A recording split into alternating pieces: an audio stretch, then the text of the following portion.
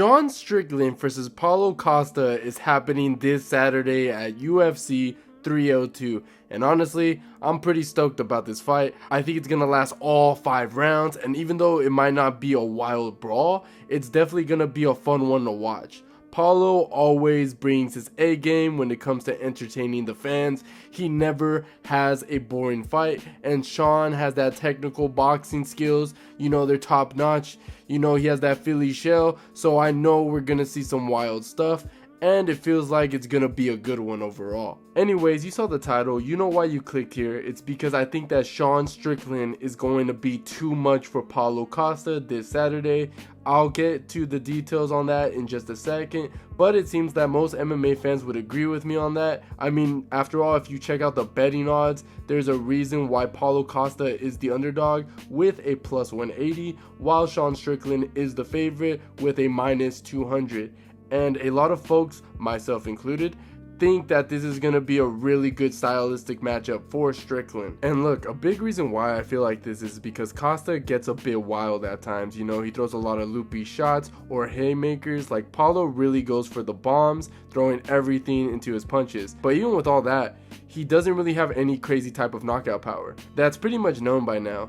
But Strickland keeps it cool with that Philly shell defense, and Sean has a great jab. I mean, great jab, and I can see Strickland just keep jabbing Paulo Costa for majority of this fight. You know, non-stop jabs to the face. Costa is like literally allergic to jabs, so this is perfect. And come on, man, it's no secret that Sean is the better striker, while Paulo relies more on his physical attributes. The dude is explosive, big, and super durable. He tries to break you with pressure like he did to Uriah Hall. But that's the thing, Paulo's defense is almost like non-existent. In most of his fights against Izzy, Marvin Vettori, and even Luke Rockhold, we're all able to land big, devastating shots on him because he just walks forward and tries to stand and bang with you. His defense isn't there, he has no head movement, so he's there to constantly be hit. And look, I know what you're thinking, Costa can just copy how Dricus beat Sean, and yeah, you're kinda right, but here's the thing. Dricus has some serious power, as we've seen him TKO his opponents like Whitaker and Brunson. But when it comes to Costa, on the other hand, he doesn't pack the same punch. He doesn't have knockout power. He hasn't knocked anyone out since 2018. And the only way Costa is going to TKO or knock out Sean is by throwing a crazy amount of punches.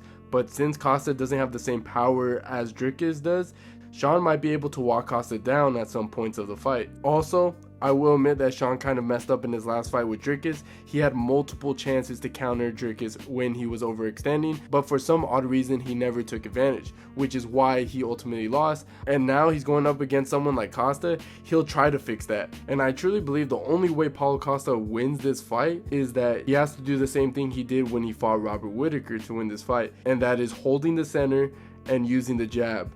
Throw some calf kicks, and most importantly, throw some high kicks and head kicks and spinning head kicks. Throw every type of head kick, you know what I'm saying? The head kicks are probably the path of victory for Costa. The dude has landed head kicks on majority of his opponents, and I think it's a perfect use against Sean's Philly shell. And that's when I think the Philly shell defense gets compromised. It's great for rolling with punches, but not so much for kicks. You can't really shoulder roll a kick, you know what I'm saying? But Strickland usually handles this by staying on the offensive. Landing a head kick on him is easier said than done, though there has been times when he's been caught by a head kick before, so it's not entirely impossible. Dricus and Abus both managed to pressure Sean enough to land a head kick, so it would not surprise me if Costa lands a knockout blow with a head kick too, since Paulo Costa has some amazing kicks, dude. And when I rewatched Sean vs Cannonier for the Dricus fight, I noticed that Jared had a lot of success when he started combinations by going to the body first. This is definitely something that Costa can rely on in this fight. But I don't know, man, Costa is just too inconsistent. I think Strickland beats Costa at the end of the day. Look, I think this fight will go back and forth a lot. Strickland's jab is going to be like a magnet to Costa's face in every boxing exchange, and Sean is going to come out on top of those. But if Costa can neutralize the pressure and land some solid kicks to the body, it could probably go either way. Overall though, I think Strickland will take control and overwhelm him at some point, and I don't really see him knocking him out. I don't really see that happening, but I think Strickland will ultimately win by unanimous decision.